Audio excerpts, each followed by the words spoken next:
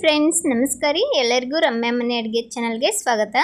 ಈ ವಿಡಿಯೋದಲ್ಲಿ ಒಂದು ಪ್ಲೇನ್ ಬಿರಿಯಾನಿನ ಯಾವ ಥರ ಮಾಡ್ಕೋದು ಅಂತ ಹೇಳಿ ನೋಡೋಣ. ನಾನ್ ವೆಜ್ ತಿಂದೇ ಇರೋರು ಕೂಡ ಇದನ್ನು ಆರಾಮಾಗಿ ಮಾಡ್ಕೊಳ್ಬೋದು. ತುಂಬ ರುಚಿಯಾಗಿರುತ್ತೆ. ಒಮ್ಮೆ ಟ್ರೈ ಮಾಡಿ, ಪದೇ ಪದೇ ಟ್ರೈ ಮಾಡ್ತೀರಾ. ಇವಾಗ ಹೇಗೆ ಮಾಡೋದಂತ ಹೇಳಿ ನೋಡೋಣ. ಅದಕ್ಕಿಂತ ಮುಂಚೆ ಇನ್ನೂ ಚಾನಲ್ಗೆ ಯಾರೆಲ್ಲ ಸಬ್ಸ್ಕ್ರೈಬ್ ಆಗಿಲ್ಲ, ಚಾನಲ್ಗೆ ಸಬ್ಸ್ಕ್ರೈಬ್ ಆಗಿ. ನಾನಿಲ್ಲಿ ಒಂದು ಬೌಲ್ಗೆ 1 ಗ್ಲಾಸ್ನಷ್ಟು ಬಾಸುಮತಿ ಅಕ್ಕಿನ ಹಾಕ್ಕೊಂಡು ಅದನ್ನು ಚೆನ್ನಾಗಿ ವಾಶ್ ಮಾಡಿ ಇದನ್ನು ನೆನೆಸಿಟ್ಕೊಳ್ಳೋಣ. ನಂತರ ಒಂದು ಮಿಕ್ಸರ್ ಜಾರ್ ತಗೊಂಡು ಅದಕ್ಕೇ 1 ಹಿಡಿಯಷ್ಟು ಪುದೀನ, ಒಂದು ಸ್ವಲ್ಪ ಕೊತ್ತಂಬರಿ, ಹಾಗೆ 1.5 ಇಂಚಷ್ಟು ಶುಂಠಿ ಹಾಕ್ಕೊಂಡಿದ್ದೀನಿ. ಒಂದು 5-6 ಬೆಳ್ಳುಳ್ಳಿ ಹೆಸಳನ್ನು ಹಾಕ್ಕೊಂಡು ಇದಕ್ಕೆ ಸ್ವಲ್ಪ ನೀರು ಹಾಕ್ಕೊಂಡು ಇದನ್ನು ಚೆನ್ನಾಗಿ ಪೇಸ್ಟ್ ಮಾಡಿ ಎತ್ತಿಟ್ಕೊಳ್ಳೋಣ. ಈ ಕಡೆ ಒಂದು ಕುಕ್ಕರ್ ಇಟ್ಕೊಂಡು ಆ ಕುಕ್ಕರ್ಗೆ 1-2 ಚಮಚ ತುಪ್ಪನ ಸೇರಿಸ್ಕೊಂಡು ನಂತರ ಅದಕ್ಕೇ ಒಂದು ಸ್ವಲ್ಪ ಆಯಿಲನ್ನು ಹಾಕ್ಕೊಳ್ಳಿ. ತುಪ್ಪ ಹಾಕೋದ್ರಿಂದ ಅನ್ನನೂ ಕೂಡ ಉದುರುದ್ರಾಗಿ ಬರುತ್ತೆ, ರುಚಿ ಕೂಡ ತುಂಬ ಚೆನ್ನಾಗಿರುತ್ತೆ. ಇದು ಚೆನ್ನಾಗಿ ಕಾಯ್ದ ನಂತರ ಪಲಾವ್ಗೆ ಹಾಕೋ ಮಸಾಲೆ ಎಲ್ಲ ಹಾಕ್ಕೊಳ್ಳಿ.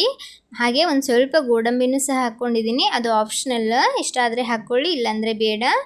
ಪಲಾವ್ ಎಲೆ, ಲವಂಗ, ಚಕ್ಕೆ, ಸ್ಟಾರ್, ಹಾಗೆ ಒಂದು ಸ್ವಲ್ಪ ಸೋಪು ಹಾಕ್ಕೊಂಡಿದ್ದೀನಿ. ಎಲ್ಲ ಚೆನ್ನಾಗಿ ಫ್ರೈ ಆದ ನಂತರ ಒಂದು ದೊಡ್ಡ ಸೈಜ್ ಈರುಳ್ಳಿನ ಕಟ್ ಮಾಡಿ ಹಾಕ್ಕೊಂಡಿದ್ದೀನಿ. ಇವಾಗ ಇದನ್ನು ಚೆನ್ನಾಗಿ ಫ್ರೈ ಮಾಡ್ಕೊಳ್ಳೋಣ.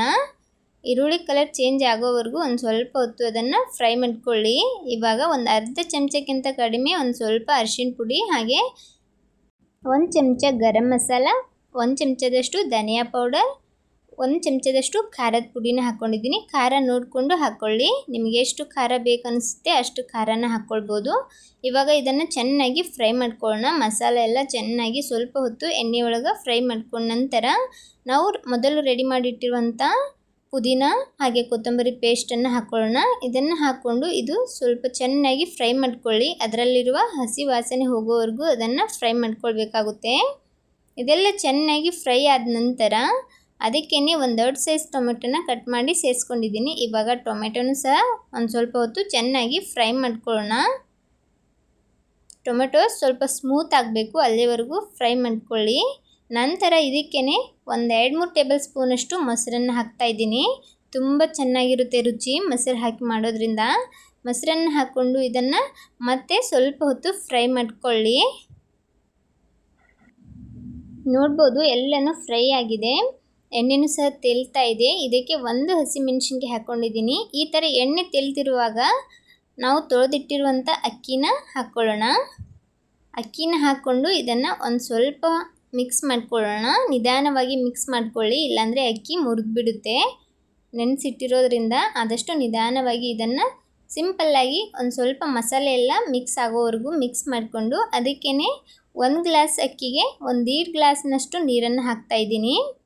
1 ಗ್ಲಾಸ್ ಬಾಸುಮತಿ ಅಕ್ಕಿ ತೊಗೊಂಡಿದ್ದೆ, ಅದಕ್ಕೆ 1.5 ಗ್ಲಾಸ್ ನೀರು ಹಾಕ್ಕೊಂಡು ರುಚಿಗೆ ತಕ್ಕಷ್ಟು ಉಪ್ಪನ್ನು ಹಾಕಿ ಒಮ್ಮೆ ಇದನ್ನು ನಿಧಾನವಾಗಿ ಮಿಕ್ಸ್ ಮಾಡ್ಕೊಳ್ಳೋಣ. ಇವಾಗ ಮುಚ್ಚಳ ಮುಚ್ಚಿಬಿಟ್ಟು ಇದನ್ನು 1 ವಿಜಿಲ ಕೂಗಿಸ್ಕೊಳ್ಳೋಣ.